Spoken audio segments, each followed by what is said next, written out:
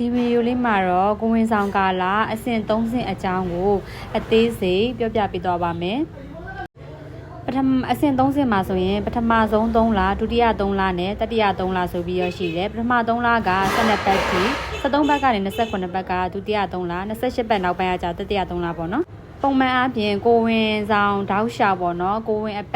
တ်40ရှိရဲပေါ့နော်အဆင့်3ဆင့်နဲ့ခွဲထားပါတယ်ပထမဆုံး3ပတ်မှာဆိုရင်မိခင်တွေကခံစားမဲ့ဟာတွေကကြတော့ရာသီမလာတော့တာပြုတ်အံမယ်ပင်မနှွမ်းနေမယ်ရင်သားတွေတင်းလာမယ်စီးမကြခဏသွားမယ်ပေါ့ဒါကကိုဝင်စရှိရဲ့လက္ခဏာနဲ့လည်းဒါတွေကအတူတူပဲပေါ့နော်ပထမဆုံး3လမှာဒီလက္ခဏာတွေကိုခံစားရမယ်ပေါ့နော်ပထမ3လမှာဆိုရင်ကိုကဘိုက်ကတော့မပေါ်သေးဘူးသူ့ရဲ့ fetus ကလေးကကြတော့တိတိလေးပဲစပေါ်ရုံပဲရှိသေးရဲ့ပေါ့နော်ပြီးတော့ပထမ3လမှာတရေသားကဖွင့်ပြိုးမယ်ဆိုရင်သူကစပြီးတော့နှလုံးခုန်လာပြီးအုံနောက်ကလေးတွေစတင်ပြီးတော့ဖွင့်ပြိုးပြီပေါ့နော်အဆုပ်ကလည်းစတင်ဖွင့်ပြိုးပြီးအမှခြေလက်တွေစတင်ပေါ်လာမယ်ပေါ့နော်ပထမ12ပတ်မှာဆိုရင်မျက်နှာအသွင်ပြင်ကတော့ပေါ့နော်ဟိုလိုတိတိတသားကြီးထင်ရှားကြီးမပေါ်သေးဘူးပေါ့နော်ဒါပေမဲ့အသွင်ပြင်လေးပေါ်တယ်ဆိုရုံလေးပဲပေါ်သေးတယ်ပေါ့နော်ဒီမှာပေါ့နော်ကိုဝင်စတိပြီဆိုတာနဲ့ AN စတင်ခံယူမယ်စီကန်းတော့ပြမယ်ပေါ့နော်အဲ့မှာစီကန်းကဆရာဆရာမရေးပေးတယ်အာဆီတောင်းမယ် folic acid ပေါ့နော်အဓိက folic acid တောင်းမယ်အာဟာရပြည့်ဝစွာစားတောင်းမယ်အဲ့မှာရှောင်းရမယ့်ဟာရပေါ့နော်အရက်ဘီယာဆေးလေးလုံးဝကိုကိုဝင်စရှိပြီဆိုတာနဲ့ရှောင်းရတော့မယ်ပေါ့နော်ဆရာဝန်မညွန်ကြားတဲ့ဆေးတွေတော့လုံးဝတောက်လို့မရပါဘူး3လကျော်လာပြီဒုတိယ3လကိုရောက်လာပြီဆိုလို့ရှိရင်မိခင်ကနေမှအန်နာတွေပြူတာရောတက်တာသွားမယ်ပေါ့နော်ဘိုက်ကတော့နည်းနည်းဖောင်းလာမယ်တင်းလာမယ်နဲ့ကြီးလာမယ်အဲ့တော့ကျတော့ကိုလေးချင်းကလည်းတိုးလာမယ်အဲ့ချိန်မှာအထက်ကပေါ့နော်ဘေဘီလေးလောက်တာကိုလည်းနည်းနည်းတော့ခံစားသိလာရပြီအဲ့ချိန်မှာလေသားလေးကဒုတိယ3လရောက်ပြီဆိုလို့ရှိရင်သူ့ရဲ့အယိုးတွေဘာတွေကကြတော့ဖြည်းဖြည်းနဲ့ကြီးထွားလာမယ်တန်မာလာမယ်ပေါ့နော်အထက်ကဘေဘီလေးကပြီးတော့သပင်မွေးညင်းလေးတွေလက်သေးသပင်လေးဒါမျိုးလေးပေါက်လာတယ်သူကနေမှဘေဘီလေးကအပြင်မှာရှိတဲ့အတန်တွေမေးပြောတဲ့စကားပြောတဲ့အတန်တွေတချင်းဆိုတဲ့အတန်တွေပေါ့နော်ဒါမျိုးလေးကိုလည်းသူကကြားနိုင်လာတယ်တဲ့ဘေဘီလေးကနည်းနည်းထွားလာတော့ကြတော့လေခန္ဓာကိုယ်ထဲမှာသူကလှုပ်ရှားနေမှာပေါ့အဲ့တော့လှုပ်ရှားမှုတွေပုံများလာတယ်တဲ့သူ့ရဲ့ site လေးကဒီမှာကြာထားတဲ့အတိုင်းပေါ့နော်ငပြောသီး site 20 week မှာဆိုရင်ငပြောသီး site လေးလောက်တော့ရှိလာပြီဒါသူ့ရဲ့ဖွံ့ဖြိုးတဲ့ပုံလေးပေါ့နော်ချိန်ရောက်ပြီဆိုလို့ရှိရင်မမေကနေမှ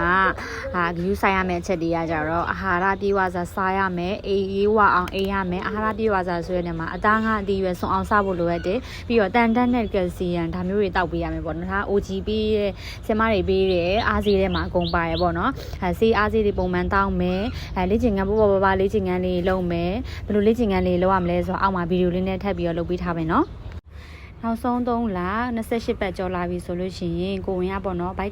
ကတော်တော်လေးဖောင်းလာမယ်ဖောင်းလာတော့ကြတော့ပေါ့နော်နေရထိုင်ရတွေခက်တာတို့မအိမ်မသာခံစားရတာတွေဒါခါနာတွေဒါမျိုးတွေဖြ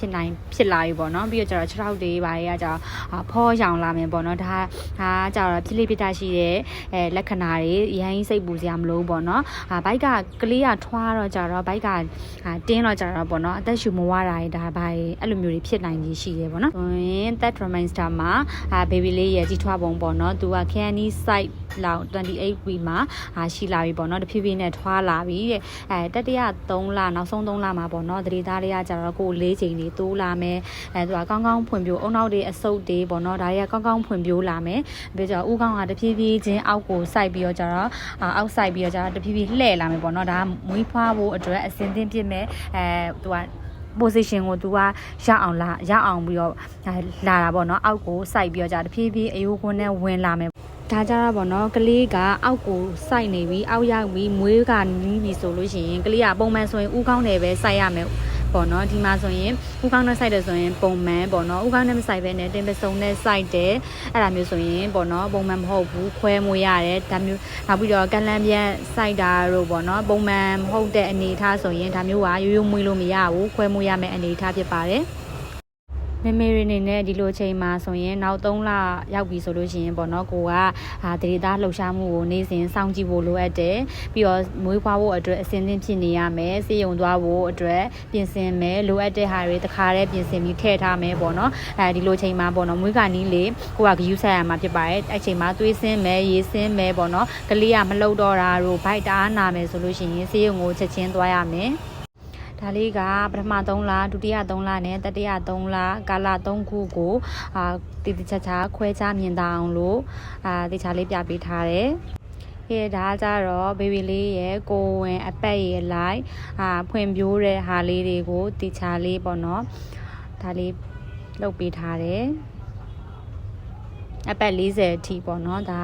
တခုချင်းစီဖွင့်ပြိုးလာပုံအစဉ်စဉ်ဖြစ်ပါတယ်